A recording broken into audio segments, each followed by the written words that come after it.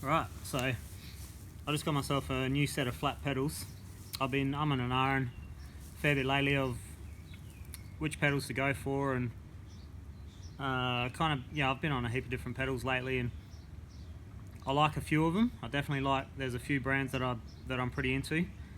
I've run the Nukeproof Horizons forever, basically. I had the old version of the Horizons, which are these ones on this side, still going strong, and these ones I've had for probably just over 2 years now. Taken a beating, taken heaps of hits. There's no dents or disfigurations in the shape of the pedal. The pins are killer, they're replaceable.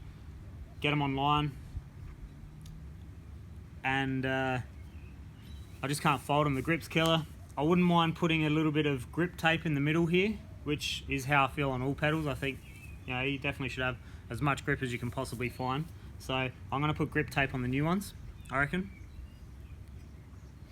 And just quickly, the other brand that I was real close to getting was the HT Components flat pedal. A friend of mine's running the HTs on his bike and they feel quite good. The only reason I didn't, or a couple of reasons I didn't go for them, is one, there's no room between the axle and the pedal to be put on a crank trailer. So here at the South Australian downhill series, we use crank trailers. So the crank sits into the trailer and whatnot, and they don't seem like they'd work with the crank trailers. So that was one thing, and also heard that the bearings don't last and they kind of blow out fairly quickly. So that deterred me a little bit, being that I've run these for years and years, and I've seen the longevity I get out of them and how tough and strong they are. They're only 420 grams as far as I know. Might be a little bit more than that, but I'm pretty sure that's it. Went for them purely for durability and reliability. I know the grip's killer. I've been on them forever. They feel really comfortable. The pins are great. Excellent grip. The only thing I would say is if you were to get pedals like this, these threaded pins, so it's a solid thread, or not a solid threaded pin, but it's a threaded pin, so it's got a thread on the outside, versus your studs, so the studded pins, the solid pieces of metal that poke out. These seem to chew through shoes faster, especially if you're running like a Free Rider Pro or something like that. They just get chewed out. The standard impact shoes, they had no problems with these. They last forever. The impacts that I've had since, I think it was April. Actually it would have been a little bit later than that. I've had them since about the middle of the year, and they're still killer. So the soles are still great. I'll do a review on them, like a long-term review on them soon.